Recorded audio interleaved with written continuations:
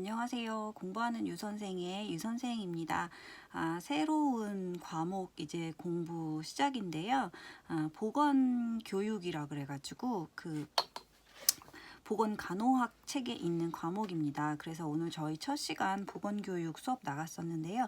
제가 이 수업을 영상을 올릴까 말까 고민을 굉장히 많이 했었어요. 약간 중요한 과목도 아닌데다가 이제 조금 이렇게 좀 지루한 과목이어가지고 요점 정리 잘해드릴 수 있을까 좀 고민을 하다가 혼자 공부하시는 분들도 꽤 많으신 것 같아서 그래도 좀 아무래도 학원에서 수업 듣는 제가 조금이라도 더 정리를 해서 올려드리면 혼자 이제 공부하시는 분들한테는 조금이나마 도움이 되지 않을까 하는 생각에 올리게 되었는데요. 조금 부족한 면 있어도 이제 좀 예쁘게 봐주시고 좀 설명 들은 대로 저도 수업에서 중요하다고 한 거 내용 위주로 요약해서 이제 정리한 거니까요. 너무 방대한 범위라 이것저것 어떤 것부터 시작하셔야 되실지 잘 모르실 거예요. 그래서 보건교육 제가 이제 요점 정리한 내용 위주로 해가지고 중요한 난이도 위주로 적어놨으니까 이거 기본으로 하셔서 공부하시면 될 것 같습니다. 1장에 보건간호부터 시작합니다. 보건간호의 이해라고 해가지고 아무래도 그 정의와 목적, 우리나라 사람들 이런 거 많이 물어보잖아요. 항상 정의나 목적 이런 거 물어보는데 1단원에서는 뭐 그렇게 시험에 많이 나오는 비중을 차지하진 않습니다. 그래도 일단 보건간호란 무엇인가 알아보고 넘어가야 되니까 한번 알아보겠습니다. 처음에 이제 우리나라에서도 그렇고 전 세계적으로 처음에 자가 간호를 시작했다가 점점 이제 가족 간호로 넘어가죠. 그러다가 이제 예전에 간호사에서도 배우셨듯이 그 종교 간호로 해가지고 간호의 개념이 넘어갑니다. 그러다가 이제 보건 간호라고 해가지고 이 보건 간호의 큰 의미는 이제 개개인이 아니고 그 인구 집단의 건강을 증진하고 보호하는 정의입니다. 그래서 나라가 국민을 상대로 이제 그 간호 교육 뭐 이런 걸 펼치는 게 이제 보건 간호죠. 그래서 인구 집단의 건강을 증진하고 보호하는 게 정의고요.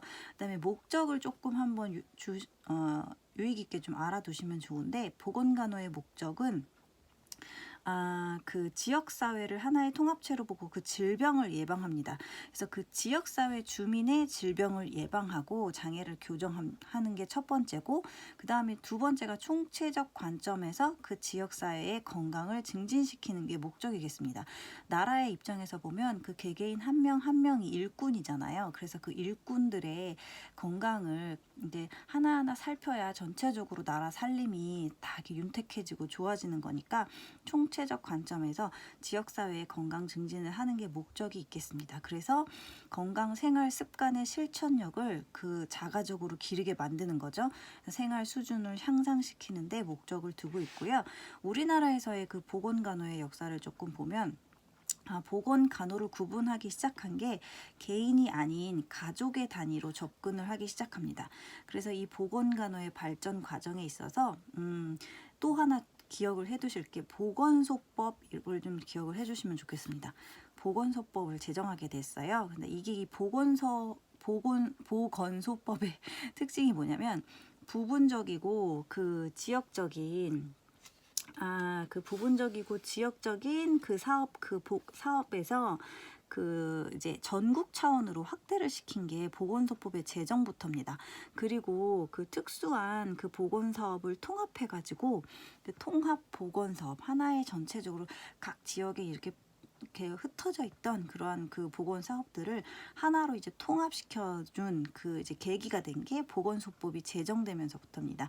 이 보건소법이 부분과 지역적을 전국 차원으로 확대시키면서 특수보건사업을 통합보건사업으로 만든 그 법이 무엇인가 하면 보건소법 꼭 기억해 두시기 바라겠고요.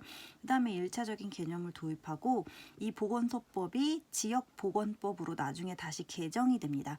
그래서 이게 지역보건의료사업을 연계시키는 또 하나의 발판이 되고요.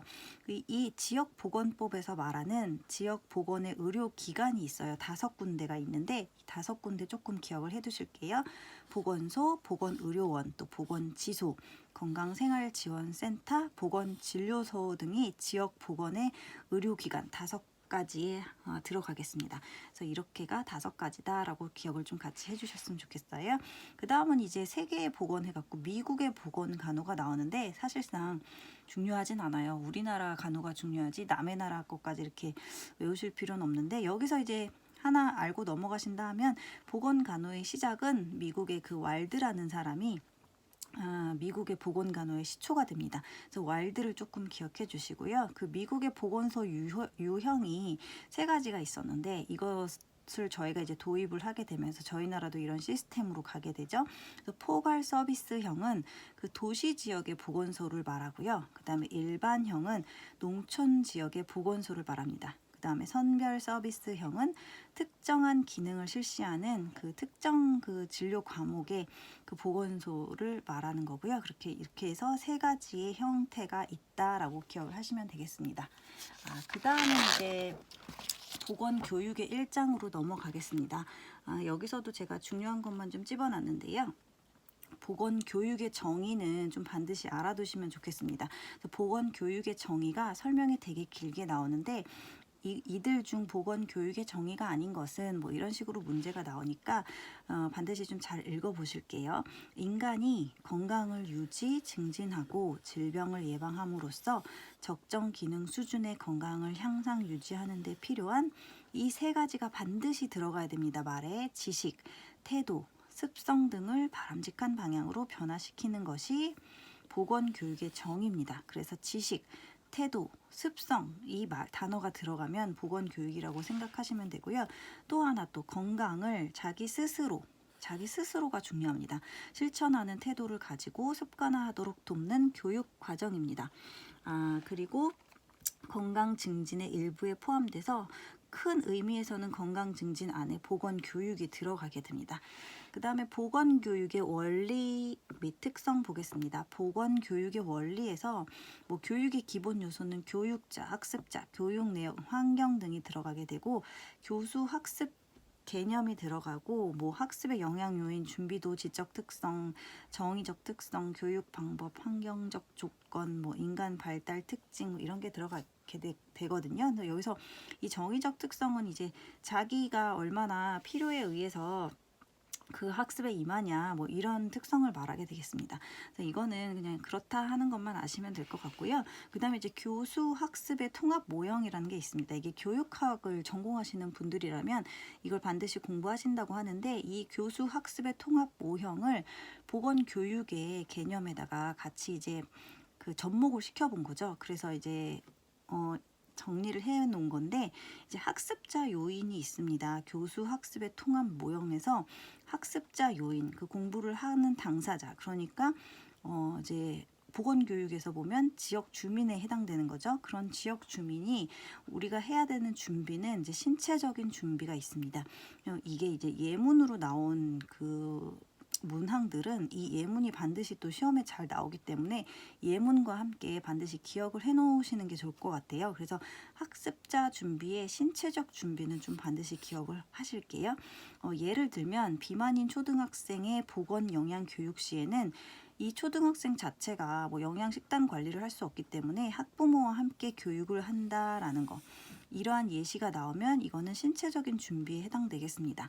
또 한 가지는 더, 인슐린의 자가 주사 교육 시 시력장애나 뭐 직접 놔야 되니까 시력장애나 손의 움직임을 꼭 확인해야 한다. 이런 게 학습자에 있어서 신체적 준비에 해당되는 사항이겠습니다. 그래서 이 예시가 나와서 이거는 어떠한 준비에 해당되냐 뭐 이렇게 물어보면 신체적인 준비라고 답하실 줄 아셔야 됩니다.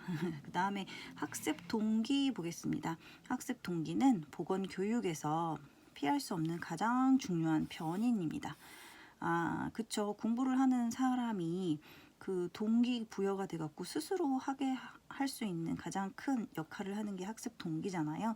보건교육에 접목시켰을 때는 이 보건교육에서도 이 학습 동기가 가장 중요한 변인입니다. 학습자의 흥미를 유발하고 태도와 행동을 효과적으로 변화시키는데 영향을 주는 게 어떤 거냐 할 때는 학습 동기 반드시 기억하셨다가 꼭 찍으시기 바라겠습니다.